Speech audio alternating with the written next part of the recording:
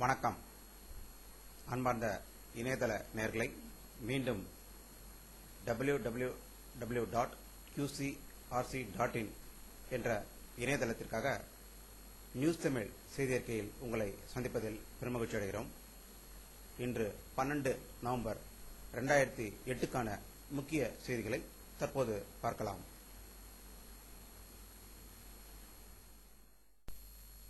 ஒரிசா கடலோர பகுதியில் தரையிலிருந்து நடத்தப்பட்ட K-15 ரக ஏவுகணை சோதனை இன்று வெற்றிகரமாக நடத்தியதாக அங்கிருந்து வரும் தகவல்கள் கூறுகின்றன. நீர்மூழ்கி கப்பலில் பயன்படுத்தப்படும் K-15 ரக ஏவுகணை இன்று முதன்முறையாக தரையிலிருந்து ஏவி இந்திய ராணுவம் வெற்றிகரமாக சோதனை நடத்தியது. கடந்த சில நாட்களாகவே சர்ச்சையில் இருந்த ஒபாமா மன்மோகன் பேச்சு இன்று நிறைவடைகின்றதாக செய்தி டெல்லியில் இருந்து கொண்டிருக்கிறது. பிரதமர் மன்மோகன் சிங்குடன் அமெரிக்க அதிபராக தேர்வு செய்யப்பட்டுள்ள பராக் ஒபாமா இன்று தொலைபேசி மூலம் பேசி ஆலோசனை நடத்தியதாக டெல்லியில் இருந்து வரும் தகவல்கள் தெரிவிக்கின்றன. பாரதிய ஜனதா கட்சி தலைவர் திரு ராஜ்நாத் சிங் அவர்கள் இன்று ராய்ப்பூரில் வெளியிட்ட ஒரு செய்தியில், காங்கிரஸ் அரசாங்கம் மகாராஷ்டிரா மாநிலத்தில் குண்டுவெடிப்புகளுக்கு காரணமானவர்கள் இந்துக்கள் தான் என்பதை ஒரு மாயற்றோட்டத்தை அவர்கள் உருவாக்குவதாகவும், ஆதாரங்கள் இல்லாமல் இந்து தரவுகளை கைது செய்வதற்கு முயற்சிப்பதாகவும் ஒரு பகிரங்க குற்றச்சாட்டை கூறியிருக்கிறார்.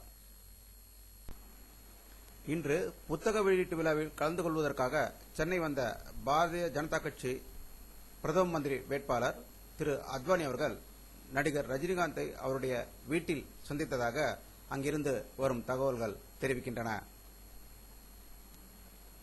இன்று தமிழக சட்டப்பேரவையில் இலங்கையில் உடனடியாக போரை நிறுத்தி அரசியல் தீர்வுக்கான முயற்சி மேற்கொள்ள வேண்டும் என்று தமிழக சட்டப்பேரவையில் தீர்மானம் நிறைவேற்றப்பட்டது. அது முடிந்த பிறகு மின்வெட்டு பிரச்சினைக்காக அதிமுக, மதிமுக, மார்க்சிஸ்ட் கட்சியினர் இன்று வெளிநடப்பு செய்தார்கள்.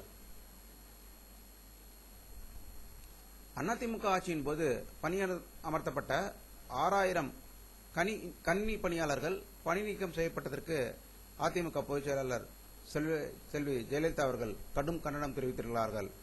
இதற்கு தமிழக முதலமைச்சர் கருணாநிதி அவர்களின் பழிவாங்கும் செயல் என்றும் அவர் இன்று வெளியிட்டுள்ள ஒரு அறிக்கையில் கூறியிருக்கிறார்.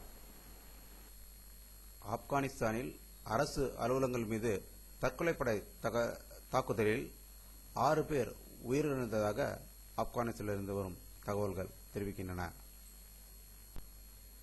ஈராக் நாட்டில் கார் வெடிகுண்டு வெடித்ததில் 4 பேர் உயிரிழந்ததாகவும் 22 பேர் காயமடைந்ததாகவும் ஈராக்கில் இருந்து வரும் செய்திகள் தெரிவிக்கின்றன. இந்திய பங்குச்சந்தை கடந்த 2 நாட்களாகவே சரிவை சந்தித்துக் கொண்டிருக்கிறது.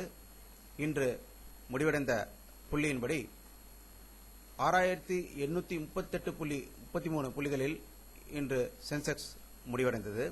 நிப்டி 2848.45 புள்ளிகளில் முடிவடைந்ததாக பங்குச்சந்தையிலிருந்து வரும் தகவல்கள் தெரிவிக்கின்றன. வானிலை அறிக்கை. இன்று காலை 11 மணிக்கு சேட்டலைட்டில் எடுக்கப்பட்ட படத்தை காண்பீர்கள்.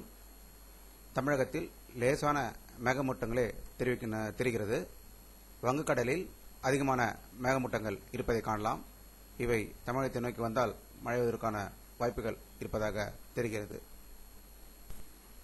இத்துடன் இந்த செய்தி அறிக்கை நிறைவடைகிறது. மீண்டும் நியூஸ் தமிழ் செய்தி அறிக்கையில் உங்களை சந்திக்கும் வரை உங்களிடமிருந்து விடைபெறுவது கே பாலாஜி. நன்றி.